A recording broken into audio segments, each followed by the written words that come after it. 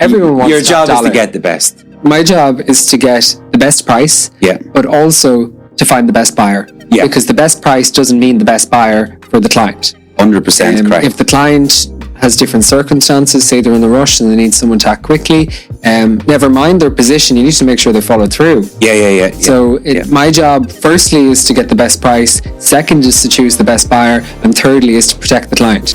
So welcome back to Platinum Properties Podcast. Today on the podcast, Paul was joined by Daniel Reid of Mullery O'Gara Estate Agencies. So during this chat, Daniel opens up about how he got into this field of work, and he explains all about the buying and selling process and the timeframes of doing the same with an estate agent. He chats about how you can utilise social media for an estate agency business, recurrent technology and reach. Plus they chat about much more. So we really hope you enjoy this podcast.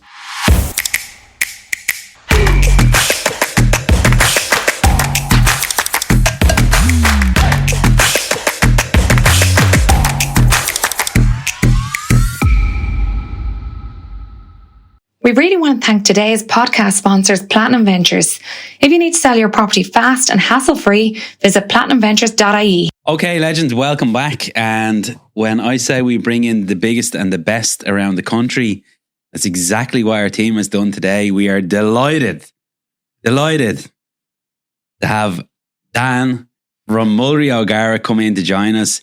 They get some fantastic properties. I absolutely love looking at their stock. I love looking at the way they present the properties. Obviously, there's a massive brain behind it and there's a great master behind it, or maybe 2 or 3 masters in behind it. So we're going to go into it a little bit later on tonight. The fantastic presentation of the property, and you guys really take in them luxury homes, and you get to sell them here in Dublin. That's why I've asked you to come in. I'm delighted you have. You're a unique person. I watch a good bit of your social media content. I love it. Some days I'm really pissed off and I scroll through and I go, Jesus, look where he is now. So we'll probably get into a little bit about you and your life, and then we'll just shoot the breeze as we always do. And hopefully I'm delighted we're back on property, because sometimes we do different podcasts for loads of different reasons, but we're always trying to nudge back the property. But the business one comes in, we run with it. Yeah. So you're very welcome into Platinum Studios. Thank you, Paul. Yeah, thanks a million for having us on. Really appreciate it.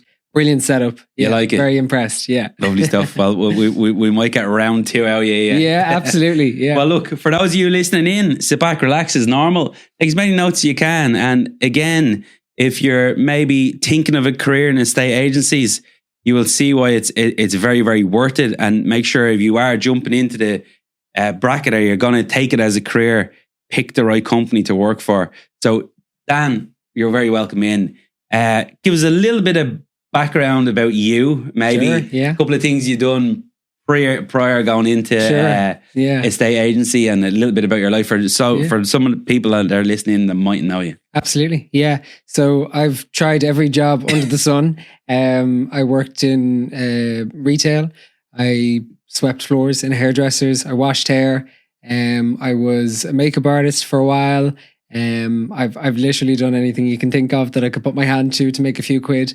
And I was leaving cert year of COVID. Yep. And COVID hit, and we were all pressured to put on our CEO what we wanted to do. I put down logistics and supply chain management just because I had to Google what did well, or where the salaries were at, and that's what I put down. I did a week of online logistics and supply chain management, and I hated it. So thank God I had level 7 auctioneering valuation estate agency in.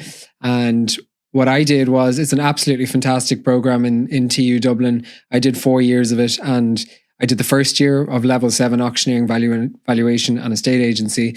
And after year 1, if you do well on all your modules, you can come up to the level 8, which is property economics. Yeah. So I graduated with a level 8 degree in property economics. Okay. I was never good in school, had no time for it. My dad always said that you might not be as smart as all of them, but you can outwork all of them. Yeah. And that's exactly what I Well, think I did. That shows in your day-to-day life. So just talk to me a little bit about that, because a lot of people that come through these doors as well have that issue. Yeah. So when schooling, you just said 2 things there. You said you were terribly bad in school, which I was myself. Brutal. I shouldn't have been there. I think I was probably registered in more times than I was. But then you've taken a subject that you really, well, you found probably something that you really like. Yeah. You had a major interest and then you aced it. Yeah. Because that's a big, just tell me about that degree again you just got. 'Cause it sounds like it's a top end one. I'm 110% on something, or I'm nothing at all. Okay. And school just didn't interest me. I was struggling with an illness while I was in school, which didn't help, but I just never grasped it. And it wasn't that I wasn't good at certain things. I actually really enjoyed maths. I enjoyed business, enjoyed economics, them sort of subjects, but I could never figure out why I had to be there and why, the regimentedness of it and the whole kind of, you have to be there, you have to do this, and this is the only way forward. I was always thinking to myself, there has to be another way. And my mother was convinced that her job was done once I got a leaving cert. Yeah. So I did the leaving cert for her, but it also obviously benefited me. I didn't do too bad. I got the median grade. It was like late 300 points or whatever it was. It was predicted grades. But like they told me I had to sit Irish. I wouldn't sit Irish. I hated it. I just wasn't doing it. I didn't need it. But I fell in love with the property industry. I absolutely adored my course. I met a great group of people in there that I just clicked with, and we all liked the same thing. Has all of them, have you stayed in contact with any? Have they all stayed on, or is there a few dropped off? So my property auctioneering, valuation and estate agency is a 3-year course, and that's what you do really if you want to get into resi. Okay. Property economics is for the commercial guys. And so I could have went into a commercial program if I wanted, but I did a placement in commercial. And while I really enjoyed the company I was with and the people I worked with, it just wasn't fast paced enough for me. And it's pretty boring. Like there's a lot to be said for it. You work 9 to 5, Monday to Friday. It's pretty balanced. You get well paid when you're at the top, but I suppose it's a corporate ladder like anything else. You have to climb it. And so I did the placement, enjoyed the placement. I just kind of felt that it wasn't where my heart was at. Right. So I was the only one out of 45 that went to resi. The rest of them were all in commercial. Okay. And I think my degree does stand to me in what I do because, I feel I know probably a bit more than the people coming out of auctioneering because it's just a level up. But I thoroughly enjoyed the course.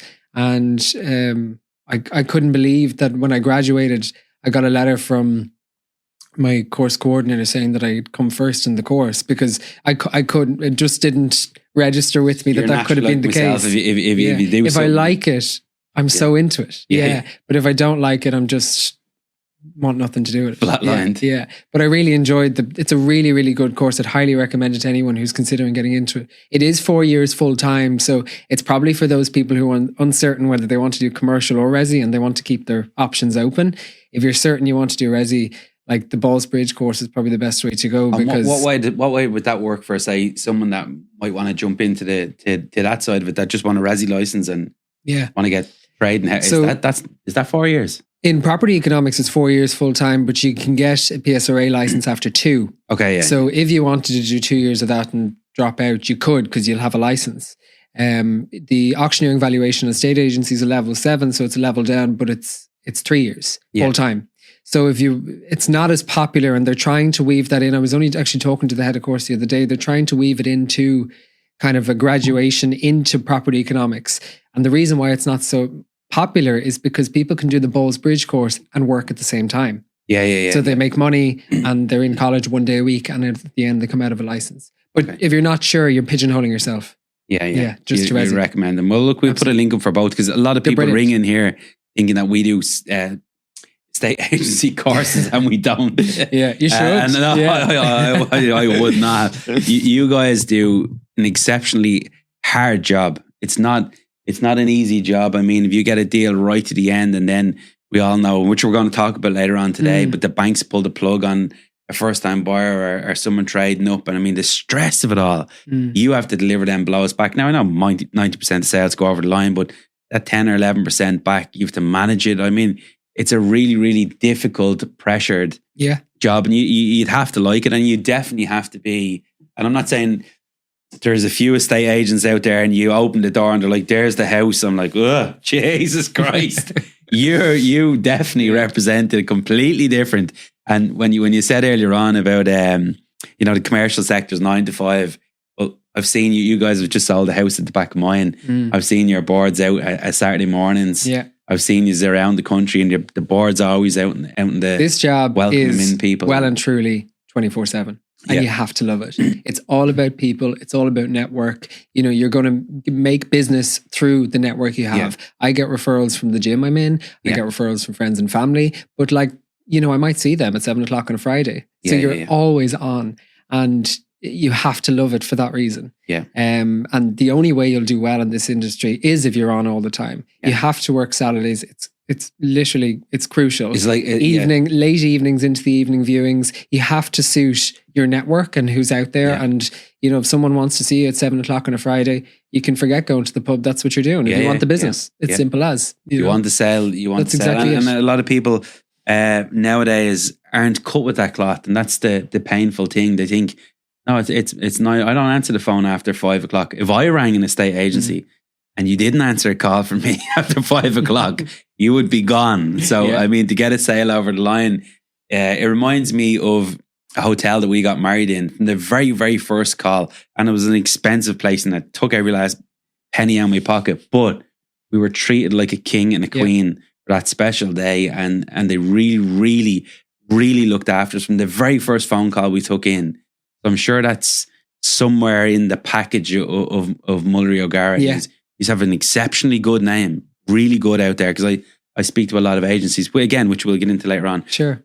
A little bit about you, and I'll tell you why. Because I really think you're a funky person. You so I'm there building my businesses, and I'm like scrolling through, and next thing I like, this little son of a bitch is enjoying himself in New York.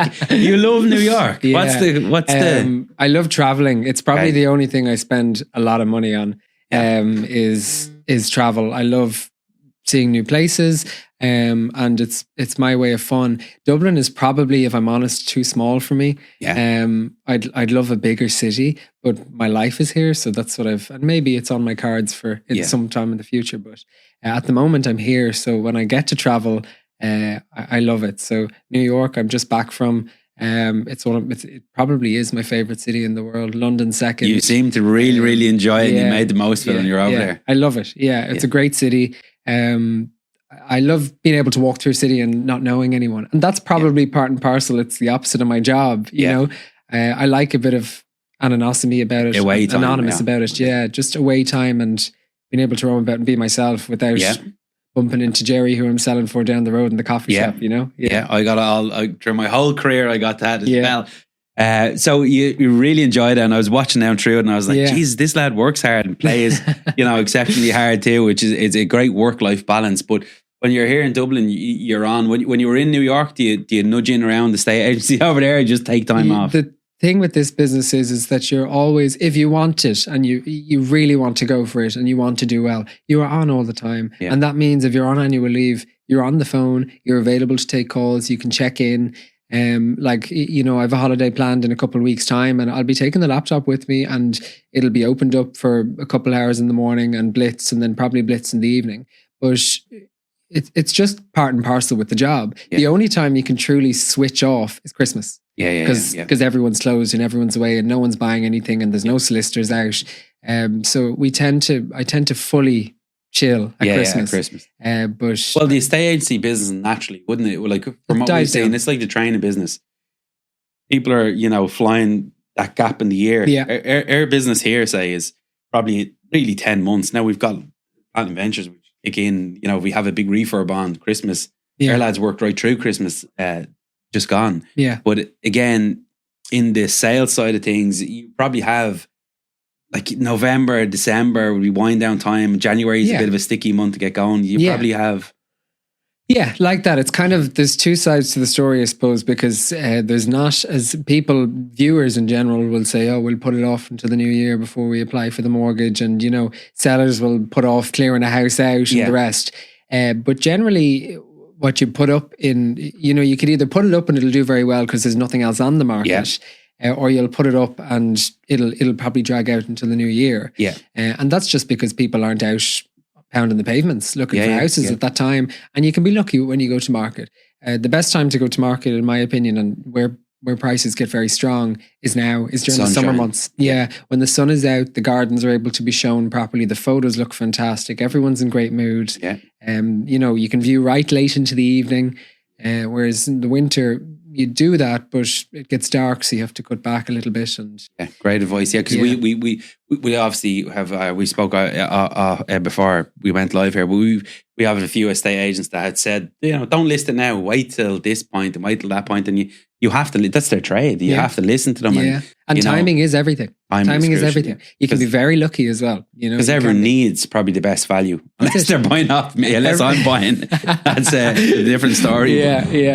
But Everyone wants your job dollar. is to get the best. My job is to get the best price. Yeah. But also to find the best buyer. Yeah. Because the best price doesn't mean the best buyer for the client. 100% correct. If the client has different circumstances, say they're in a rush and they need someone to act quickly, never mind their position, you need to make sure they follow through. Yeah. So my job, firstly, is to get the best price. Second is to choose the best buyer. And thirdly is to protect the client. So you can't, like when you see all these AI kicking in, all these things, like my opinion on this is you can never have, if I was given a property to someone to sell, and I did speak about this earlier on to you as well, that personal touch from a person that is very, very good, because we all know we do business with people we like. Yeah.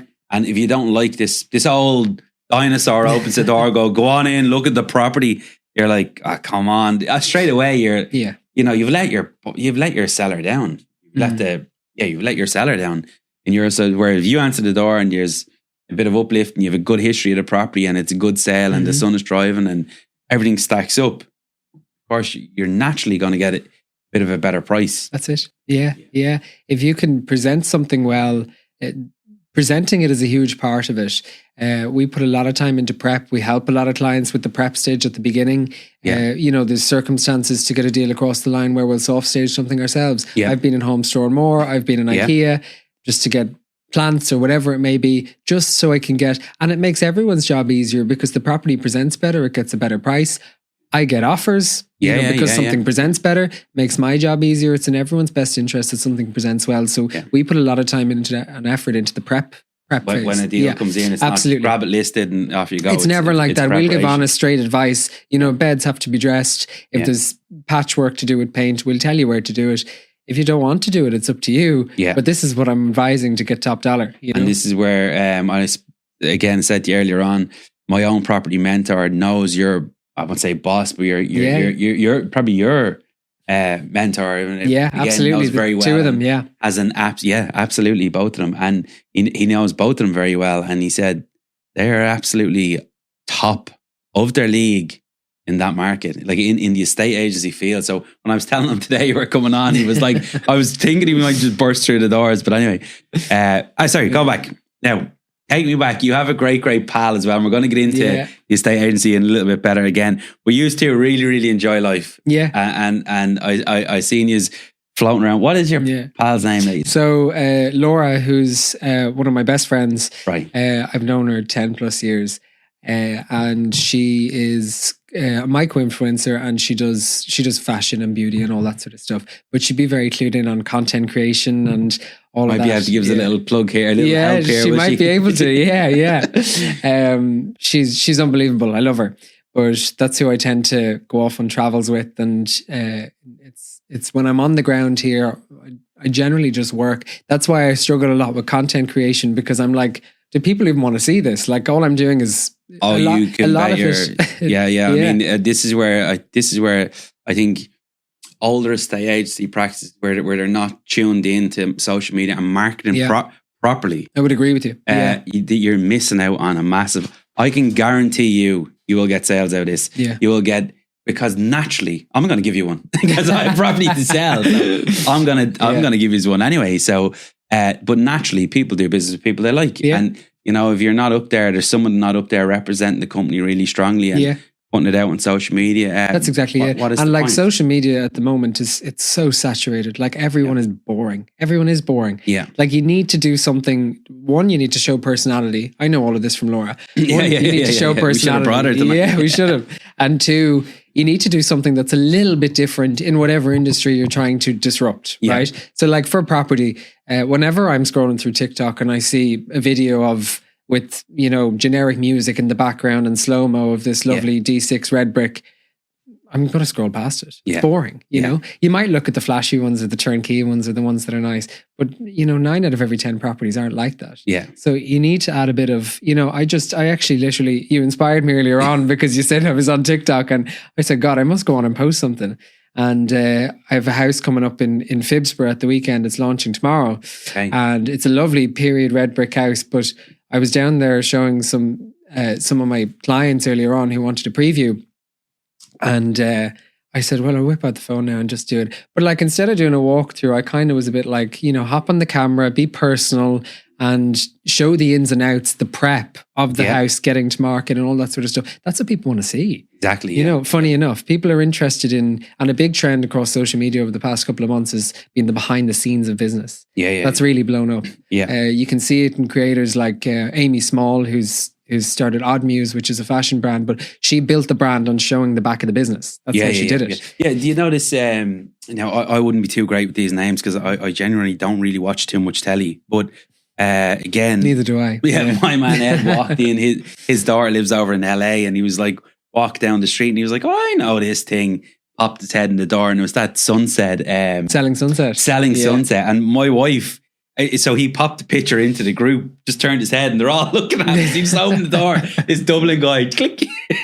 But that's like, I mean, that has people interested, and then all of a sudden, there's fantastic sales behind it. Again. Exactly. That's a way of doing some serious marketing because you're getting some really, really high-end properties coming through your door that mightn't necessarily want to give it to the older names that are there and you know, names that, you know, you just naturally would throw a sign up because the sign looks good, but they're a bit dinosaur-y dead and they're not going to get you what you need. The industry is ripe for disruption. It's one of the only industries that has been left behind. And it's the same. Conveyancing is more or less the same. It's both of them are ripe for disruption, and it's the next generation now that'll take them to the next level. And it'll be interesting to see over the next 10 years what the forefront of real estate marketing will be. Because obviously you'll have the generic sites will still be around, like My Home and Daft and whatever, or your own estate agency website. But I think with AI and things like online bidding and stuff, a personal brand is so important. Personal You're brands going to be left behind, you know?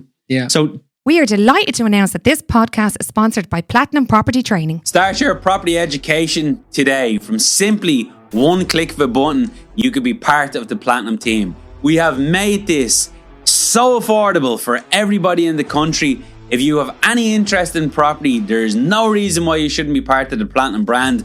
We have got it all systemized. It is right in there with rookies. You can spend 4, 5, 6 or 7 months in there till you get to a certain level, and then you can step up your way through the programs, and you can really start to educate yourself. And we're here to help. We've got the best systems in the country. Click the link below, and we will see you there. Let's get into Mulry O'Gara, if you don't mind, because that's, again, you know, I'd love to get to know you first. As I said, that's the way people do business. That's the way I do business. Yeah, absolutely. But you have got some fantastic leaders in there, which we spoke about again. You've got Pat and Deirdre, which are probably I'm sure you have disagreement, but they're probably your model. They're your role model of where you probably want to be at their level at some point, so you're following in their footsteps. The offices are Terranure and Ranelagh. We have an office in Terranure, and we have an office in Ranelagh as well. So D6 and D6W are our main stomping grounds, but we'll take anything. Talk to me a little bit about that, because I am starting to see your guys' signs everywhere. And it's obviously because you have got you're two great leaders, obviously, that are well known in the industry. But just talk to me a little bit about it. Let's say that I'm in any area, because you will take property, you will put a for sale sign anywhere. Absolutely, I was talking to you about one earlier on as well. You said absolutely, no problem. Yeah. If I can drive to it, I'll put it up. Yeah, absolutely. Let's talk about that process as such. Paul Green's going to give you a property to sell in Orwell today. Yeah. Which is have sold a fantastic one outside that I had my eye on as well. It's too late to the races.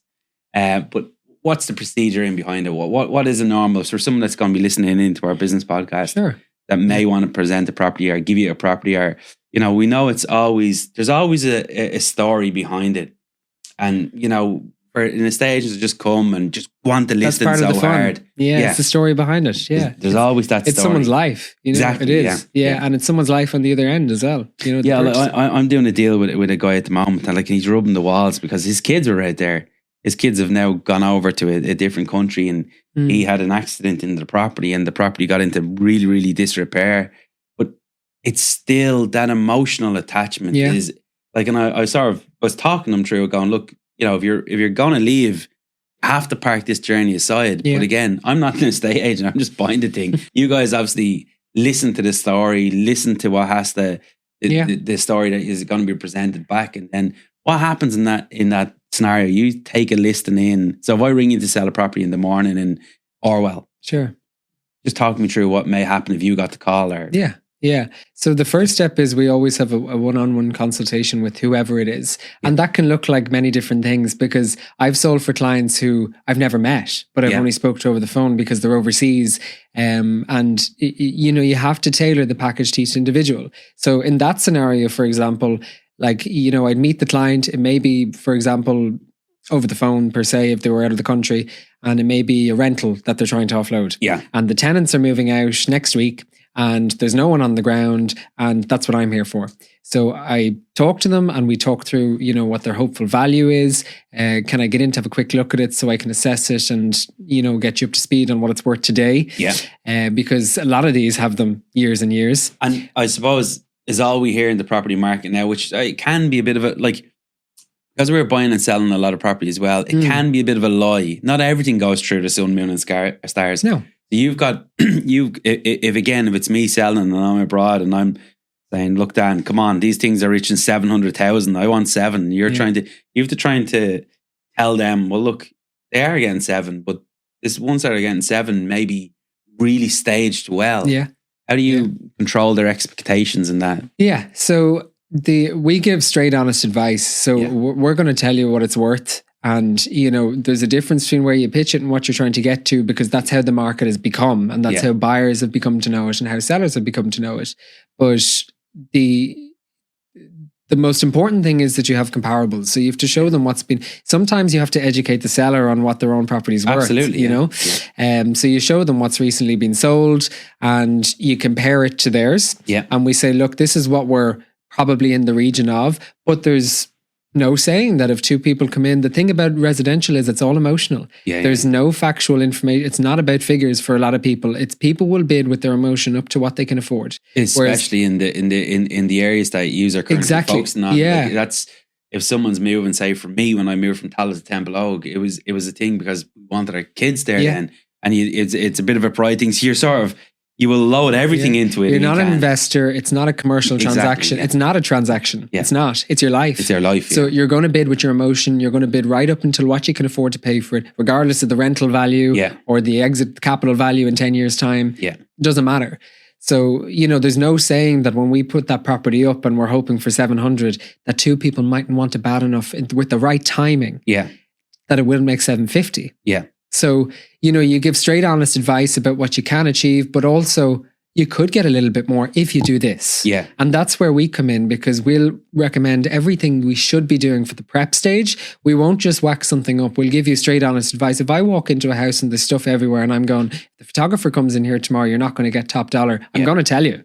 So declutter, if it needs a paint, we'll tell you. If it needs soft staging, do it. We work very closely with Diana Monaghan, is from My Kind of Designs, and she would do a lot of our fully staged products. So she'd come in, do furniture. She does soft staging packages as well. But sometimes for the kind of, if we're trying to get a deal across the line, or we're trying to, I suppose, get something on, but also I do specifically for clients a lot of the time who are overseas, like that one in Phibsborough that I was telling you about earlier. That client is overseas, so I've done a little bit of soft staging on it myself, which means I'm going down to Dunn's and I'm going to IKEA and I'm buying plants. That's you actually. I physically go to the shop and buy them and I put them in, and that's what you do. But that's the difference in my eyes. That's the difference in giving the property to someone that gives a shit and doesn't give a shit. And I mean, at the end of the day, that's why you have a track record, and that's why your sales signs are popping up everywhere. And as you know in this game, boards breed boards. So I mean, and reputations are. Yeah, well, Dan came in and like I'm across the pond. Yeah, or I'm in New Zealand, but like they went down and got stuff. Yeah, to make that property a little bit warmer, a little bit nicer, and they done a good job. And that's what, like, there's some properties. I sold one in Harold's Cross last year, and I never met the owner. I met her at the very end. And I did the key handover with the tenant. We got it painted. We got the BER done for her. We did soft staging on it. We did obviously all the viewings. We did all the bidding, everything, the whole negotiation. We kept in contact with both solicitors at the far side, which again, is key. A lot of agents don't do that. As an agent, my job is to sale agree a property. Yeah. That's my job. Yeah. And to get a signed contract. But at the end of the day, once it's sale agreed, it's over to legals. And a lot of agents will say, well, it's over to legals now, you know. Yeah, but I mean, so again, if you're stepping into an investor's shoes that's giving you that, it goes to legals. But I want to make sure that you and your team are helping, because it can be some little simple calls. What you're paying for is feet on the ground and someone to give you honest, direct advice, but to be in your court. It's my job to protect you and make sure the deal. There's no point getting a deal if it doesn't make it across the line. Exactly. You know. Yeah. So you're helping drive that over with all the experience you have. I mean, one of your leaders or two of your leaders you probably have probably 100 years collective experience there. So you have seen and done everything. Yeah. They've been through every economic crash you can back to, current existence. And they have huge experience. They're on the ground all the time. As I said to you before we started recording, that it's key that you're at the viewings, you're doing the showings. There's no part-time staff. There's no, people that are still in college and that. It's the person who's dealing with the property that's at the viewings. No door openers. No door openers. It's key that you're on the ground, you're meeting the people, so you can report directly back to the client. Okay, if it's going well, who's interested? What are they at? Where are they? Where are they getting their funds? Are they ready to go? What's their position? If it's not going well, what's the feedback with the house? Is there something that they could do to present it better? Yeah. Is it that, okay, we've maybe gone in a bit toppy here. Do we need to maybe draw back on the price a little bit to get a bit of bidding going? It's key that you're on the ground, and that's what I believe is tribute to their success, is that they're out and about pounding the pavements. Yeah. They're working still to today, and they, I mean, a lot of agencies that probably do well, you'll never get to see the boss. I mean, if your two bosses are opening up doors and still feet in the ground, that is something that's the recipe for success. Yeah, every Saturday we're out viewing every Saturday. Yeah, mate, brilliant. Yeah. So now you've come to my property. I'm just going to give the analogy to me, and you say you rang me back. I'm over in Spain or whatever it is, sitting there drinking pina coladas, which I doubt was ever going to happen. But I'm in New York. You run around and you're enjoying myself. To get over there with you. Probably someday. Anyway, and you tell me, look, Paul, this thing is a bit shabby. It needs a bit of TLC. Do you mind if I step in now and put a few flowers around the place, tidied up? Or you've given me the recommendations. Yeah. I've probably said to you, well, let's not go with that one, go with this one and see what the market does. Then it's over to you, and photographer comes in, I imagine, at that point. So, at that point, we'll work with you to see, is this something you want to, we have to evaluate first off, is whatever you're going to put in it come out on the other side? So absolutely. If I'm telling you that the place looks grubby and it needs a paint, and you might make 10 or 15 on top of the asking price because of it, well, then that's something you would recommend to do. But we'll only advise to do something if we believe that you'll get the capital value back on the other side. Right? Great advice, yeah. So after that is dealt with, and we're happy enough that we're prepped and ready to go, the photographer will come in. We use a brilliant photographer. He does three things, and 99% of our clients select this package. It's professional photos, the floor plan, and the 360 virtual tours, which are absolutely fantastic. Yeah, we sold really houses during COVID just with them, right? Every house gets a video for socials. done Yeah. with the photographer. And once that's done, if you need to get a BEO arranged, which you need to put a property live, we can do that for you. We've guys that we use, and we can, again, if you're overseas drinking your pina colada, once I have a key, I'll arrange the whole thing for you. And we can be up and live within a week. That's how quick we can be up and live. I could be in your house on Monday and be viewing on the Saturday. Yeah, it's funny you say that, because I walk the dog every night, and I was like, this property seems to be getting like, I can see when stuff is happening prior. Obviously, that's where I make my money. And the next thing, I just seen this corner site, which I've always looked at, and I've always walked by it going, it's a nice little house and probably an old couple in there. Next thing, this place getting a full makeover. It's like, what's happening there? Yeah, we were in there. Next thing after that, boom, for sale sign goes in the garden. I could see it, but obviously everything was ready. And then the Saturday, I seen the board go up. Sorry, it's Friday, I seen the board go up. Saturday, I seen the board outside. Yeah. Then I seen the flood of cars, and I was like, they're preparing that property. They advised to prepare that property correctly for a correct sale to achieve top dollar. Yeah. And it's up to the client whether or not they want to do that or not. But in our eyes, we're not giving honest and correct advice if you don't advise to how to get top dollar. You know, and sometimes it does require, a couple thousand upfront to prep it, get it ready, especially if there's tenants in situ or that sort of thing. Yeah. Because if you can see a return, you'll do it. So we've agreed on all that. We're gone through the process.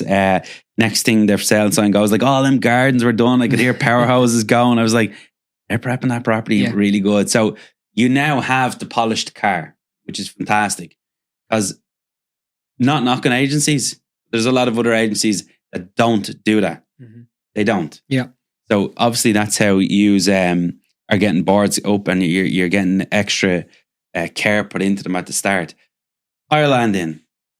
Me and my wife are going in, and we're like, oh Jesus, it's perfect for what we want. We get you get 20 an average. What's an average through? Now that's obviously a big number house, but I mean, would an average be 15 through the door, 10 through it the would door, depend very much on the property, and if you pitch it right, you can get good numbers through the door, but it's never about the quantity, it's always about the quality. Yeah. Because there's people nowadays, they look at so many things before they decide on things. Yeah. And they also have their eggs in so many baskets. Yeah. So, John could be bidding on 5 different properties in the local area, and you wouldn't know. Yeah. So it's important that like I viewed a house last week, and there was 5 viewers through, and the vendor was a little bit disappointed about the quantity. Yeah. But 2 of them came back with offers. Yeah. So, you within could a couple of days. Yeah. You could have a viewing with 40 parties and you might get 2 offers, so that's the way up. So we always home in that while numbers are good because they do create a kind of aggressive, momentum, it's always about the quality of the viewer over the quantity. Exactly. And if you pitch it right, you'll have no problem doing that. So when you're on and you're agreed and we have the finished product, the next step is open viewings. Open viewings are so important. I had a client looking at something the other day with a different agent, and it had only gone on the market, and he rang to ask when the first open viewing was, and the agent said, oh, it's by appointment. And unless there's a reason why the vendor specifically wants it by appointment, they're hitting themselves in the foot by not doing open viewings. It's how you get volume. It's how you get traffic. It suits people because people see the time online.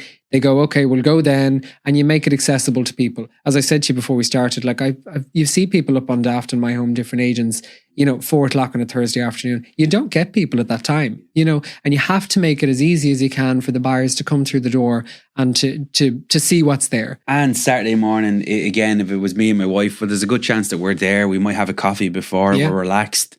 We're in the mood. Yeah. The weekly stress has come to an end. So a lot of agencies are missing out by doing silly times and viewings, and maybe they're missing out on good buyers. That's exactly it. Yeah, you have to suit the public that is looking, and different products as well suit different people. Yeah. Like certain markets, like if you're selling something in the say 250 to 500 market, then people don't have. I'm stereotyping now, but they don't have as much flexibility work-wise as the people in $1 million plus would. Yeah. So, you might get someone who's in the $1 million plus bracket at 10 o'clock on a Tuesday because they work for themselves and they're working at home and whatever it may be. Yeah. But the vast majority of people, it's evenings and Saturdays. Yeah. That's where you get them. Work life. Yeah. So we're in there. We're going around the property. We enjoy it. A bit more kicks in, and the properties go up. You lose a few, you gain a few. It's down to 2 people, which can be frustrating because only one person can buy it. Absolutely. And that's the nature of the beast. And that's something, when you're buying a property, everybody knows that. The frustration is that the real offer? Isn't it the real offer? It's a painful thing. And for anyone buying a property, if mom or dad throws up an extra 30,000 or 20,000, a good chance you're going to get it. And some people have it and some people don't. And that's, unfortunately, your job is you have to take the highest offer, because you've got someone like me breathing down your throat saying, let's get a good offer in here and who can close. My job is our job. Yeah. The team's job is to get top dollar for the client, but also to choose the correct buyer. Yeah. And that can be, the correct buyer can mean many different things depending on the client. And if you have someone at 650 who's mortgage and might be getting half a mortgage and then has to sell a 1-bed apartment in Kilmainham, and then you have someone at 645 who's fully cash ready to go and can move in at the ease of the client, which one are you going to go for? It's up to the vendor at the end of the day. You just present both back. Our job is to get top dollar. We then present the offers to the client and we guide them in what buyer is best for them in their circumstance. Yeah. We are delighted to announce that this podcast is sponsored by Platinum Ventures. Platinum Ventures, we buy houses fast. Hi Dublin homeowners, are you struggling to sell your property fast in the open market? Or maybe that deal has collapsed? Okay, if you're facing this type of a problem, we have the perfect solution for you.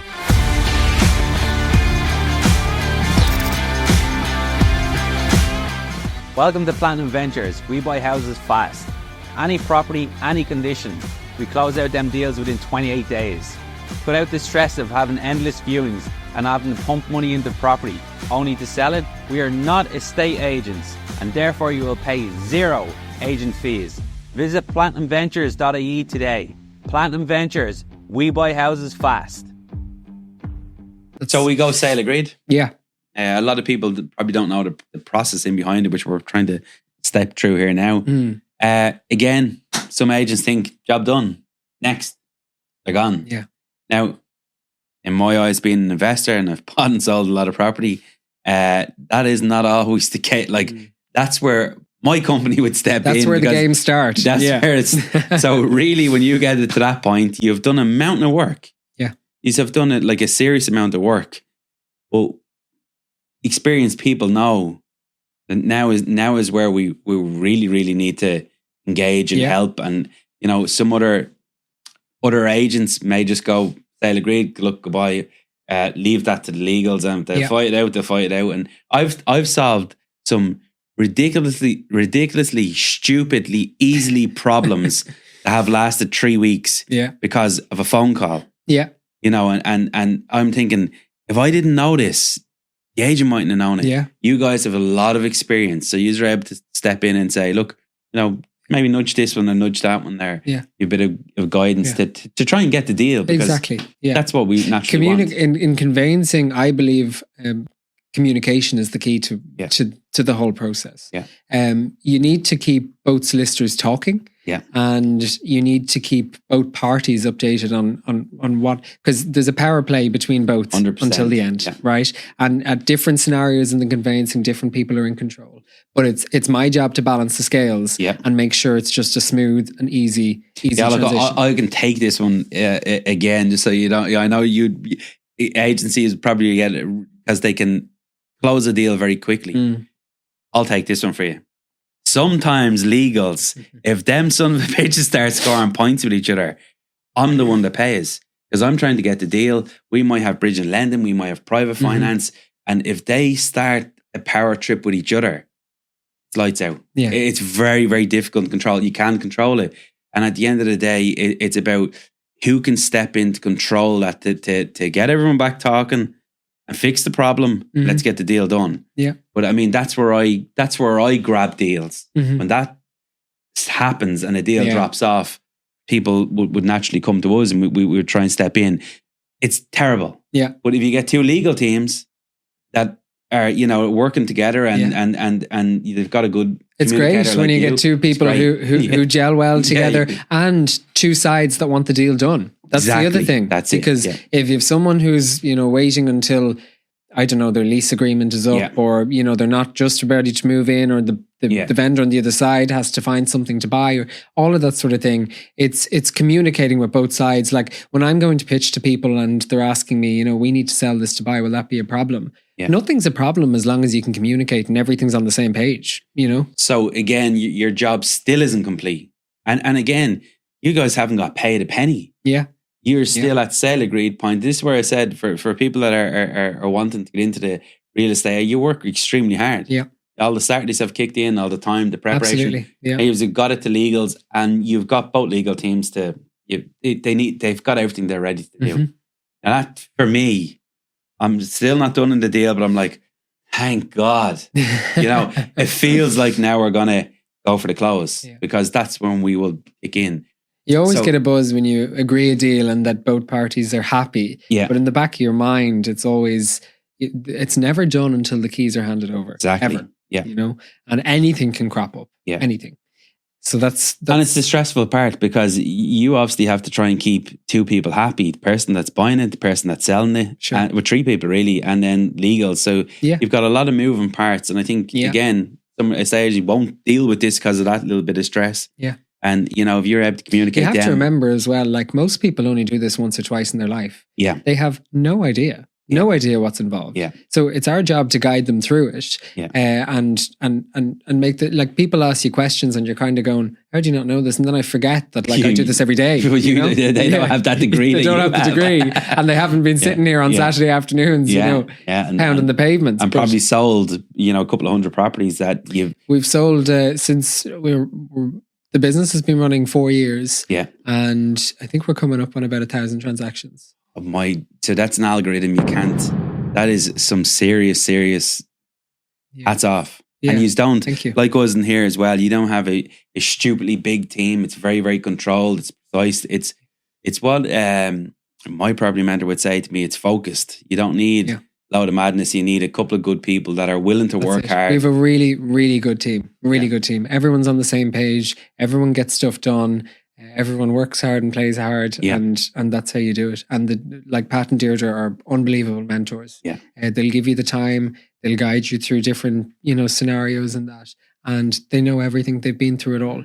They've phenomenal connections. They've an amazing network, and you are only as good as your next. So everything's on the line every time. The buyers of today are the sellers of tomorrow. So absolutely, you're linking it up.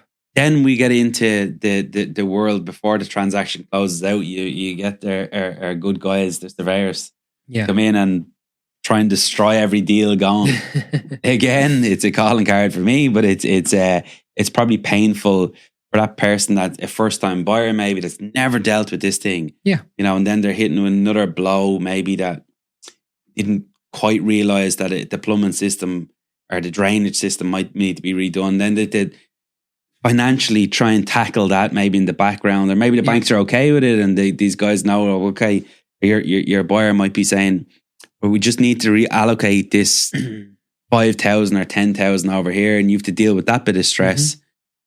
Once that all passes, this is the part of the property that confuses me, because when the legals ring you, which we had today, and say, yeah, you can go collect your keys, I'm like, I don't normally curse, but because all the stress about it just seems to go. Yeah. How do you feel when you get that? Yeah. But when you get that phone call to?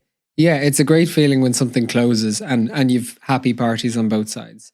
I suppose, and this is why having a personal touch on a transaction and not having an AI approach is so important.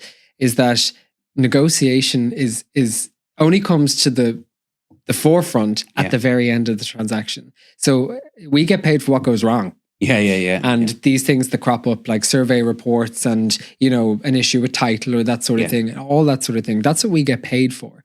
And a negotiation is when both parties get something. Yeah. And once both parties get something, they're happy and the deal can progress. Yeah. But that's the key piece, is that if they're at a standstill and people, don't know what's worth this or what's worth that and how can we marry it? Yeah. That's how the deal collapses. That's how it collapses. And it goes, And nobody's a winner then at that point. Nobody's a winner. Yeah. Because it's, you and know, time has been wasted. You know, the seller might be buying something that they might lose out on. The other person has to go back looking for their dream home again. It's and they're down money as well. They've spent legal fees, they've spent survey fees. Yeah. And they've time invested. Yeah. Important. Yeah. You've given a great lineup, and the reason why I've asked you to come in is number one, I've no doubt normally if I point my eyes on someone or someone gets my attention, I know they're going to do extremely well in what they do. I've no doubt that you're going to take Mullery O'Gara's name and with your two mentors that are in there, because they're not really your boss. They're probably someone that you look up to. I don't call people boss that's around me. I know we know they're their boss. They're paying their wage, but they're probably the mentors of what you're going to do, and they're able to guide through the storm, and they're able to guide through the good times. And we all know everything's nice and easy when you're just selling. But that's it. You know, if you take Pat or Deirdre there, has been through a couple of downturns, and they know what it's like out the far end to say, well, we're never going to have to work. We've worked extremely hard. Yeah. But let's brace ourselves here because we're working harder next month on. And if that's the focus you have, you know, you're going to do exceptionally well in there.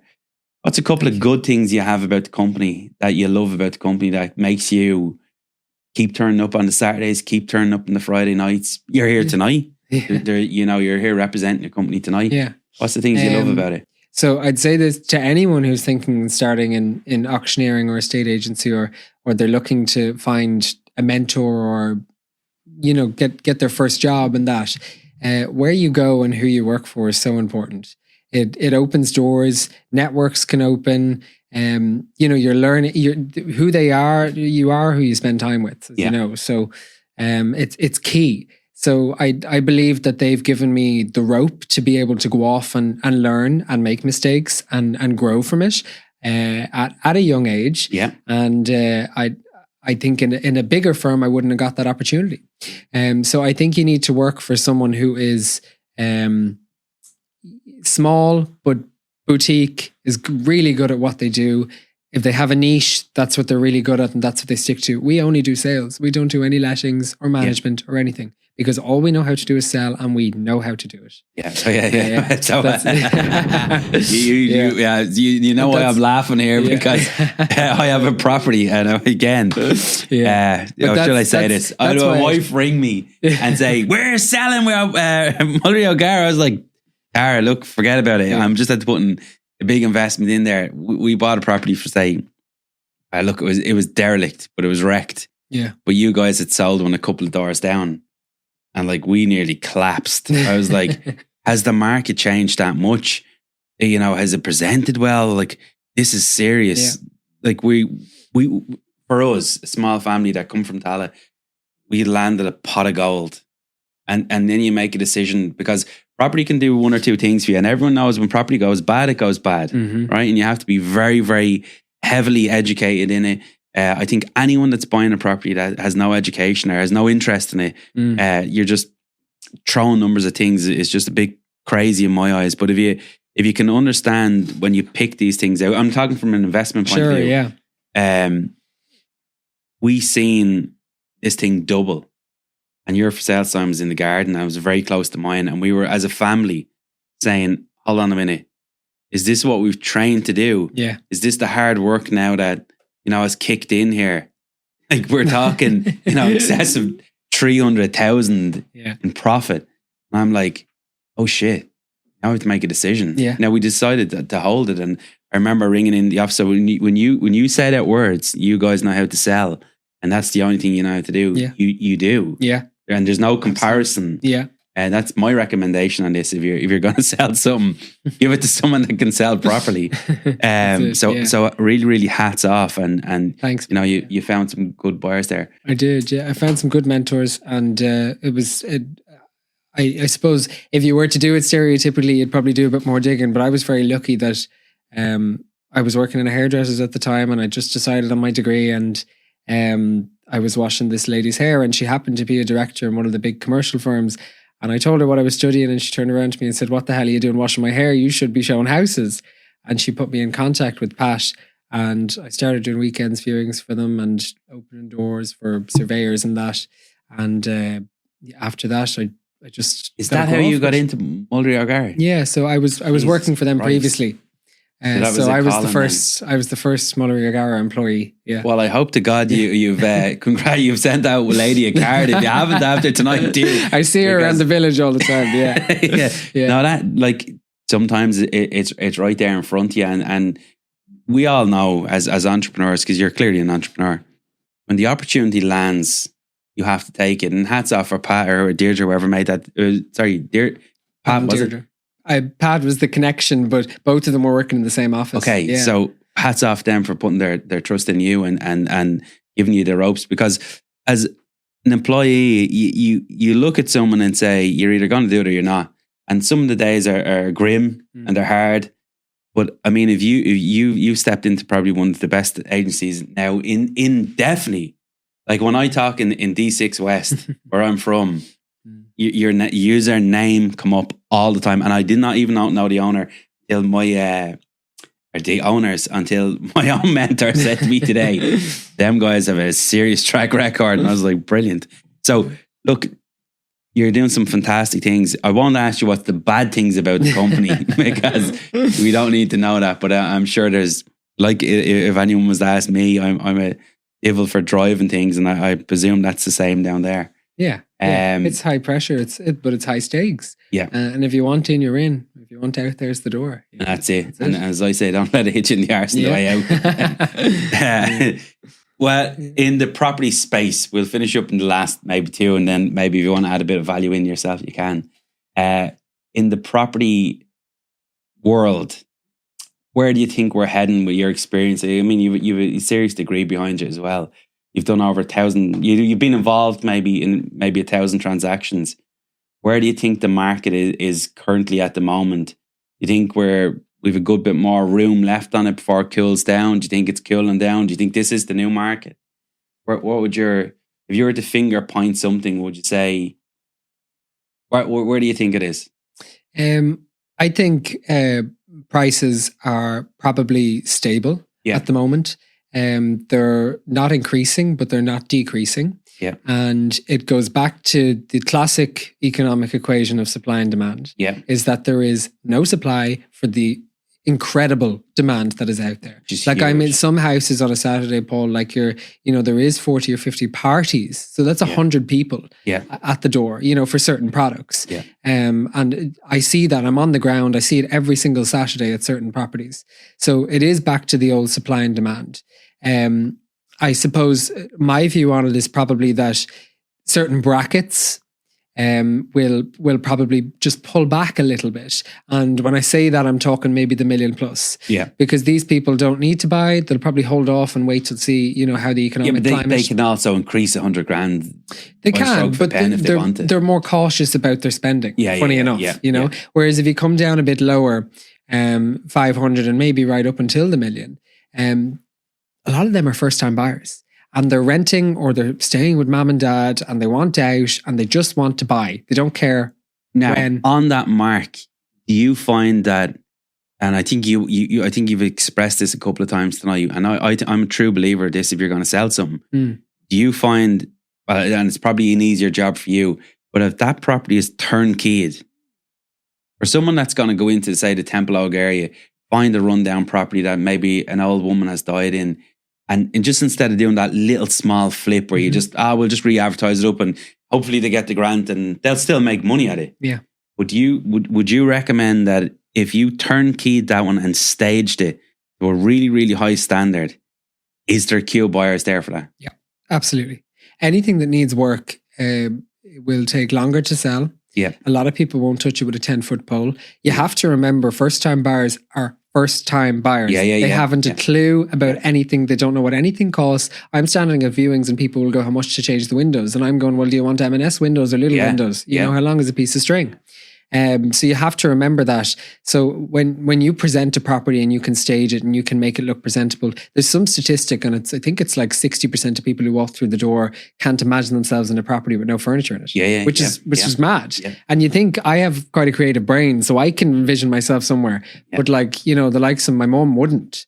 So she could walk in somewhere and if there's no furniture, she'd be going, where does the couch go? We have a rule in Platinum Ventures that There's no property ever sold unless it's fully staged. Yeah, because absolutely. I'll tell you why. Very, very years ago, a friend of mine bought a property in the top of Tala, Ellensburg. And it was a big, big number. And I was like, this lad was just bidding and bidding and bidding. He was like, I want it. And I was like, calm down. Yeah. You know, don't let the agent know you. You know, he's got to fucking know. Show your cards. Calm down.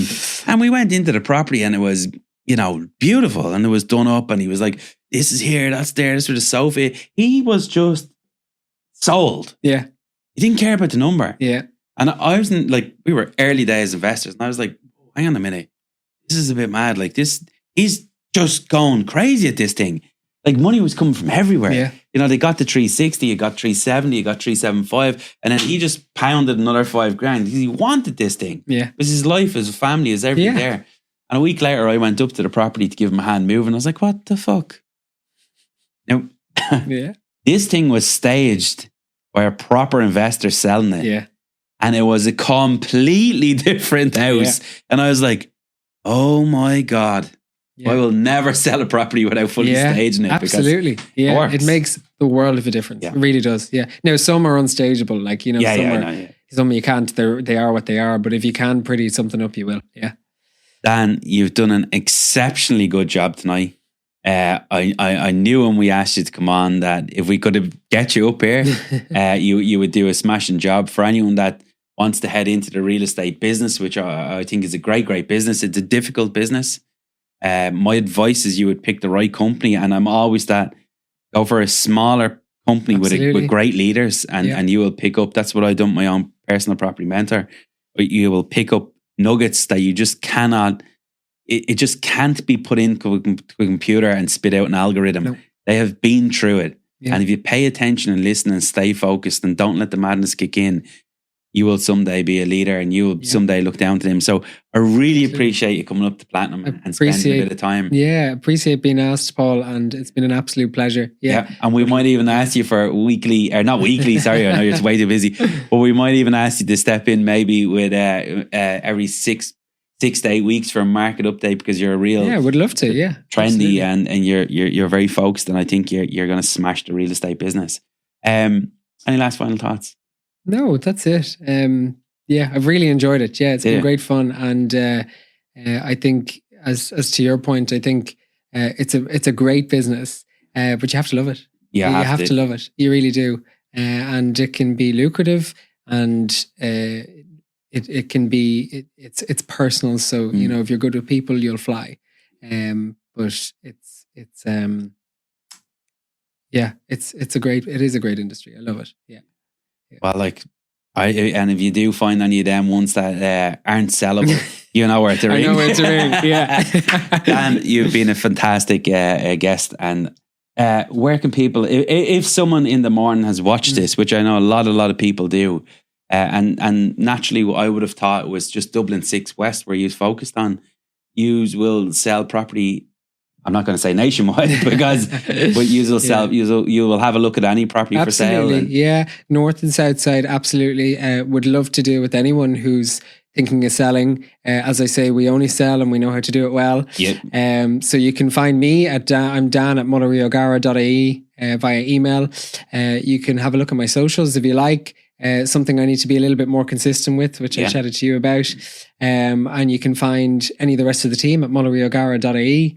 Pat and Deirdre have a wealth of knowledge and experience, and you'll be very well looked after. Yeah, that's brilliant. Lovely stuff. So there you have it. If you want to sell your property and you want to sell it to people that know this industry extremely well, I think you should reach out to Mullery O'Gara and at least have that conversation. And again, just some people might reach out and their thoughts might be, I'm going to sell this next summer. Mm-hmm. It's not always that they're going to ring you and just sell it. I mean, absolutely. It's like brings me back to that wedding synopsis. Like, we had the phone call by, a month later, we knew exactly that's where we were getting married. 9 months later, we got married there. So it's probably the same in the estate agency. It's that first call. It's a massive decision for people. It's huge. Yeah. So you need to like the person who you're dealing with, and you need sound, solid advice. And if you're thinking about doing it now, or you're thinking about doing it next year, or you don't know when the time is right, you'll just know when it's right. we're on call. We can have it up within a week, and we can suit your timelines, and we'll give you the best advice to get the best price. That's Great stuff. On that note, thank you very much. Thank for you, coming Paul. in. Yeah, cheers. Lovely stuff. And a brief thank you to today's sponsors of our podcast, Platinum Property Training and Platinum Ventures. Thank you very much for listening in.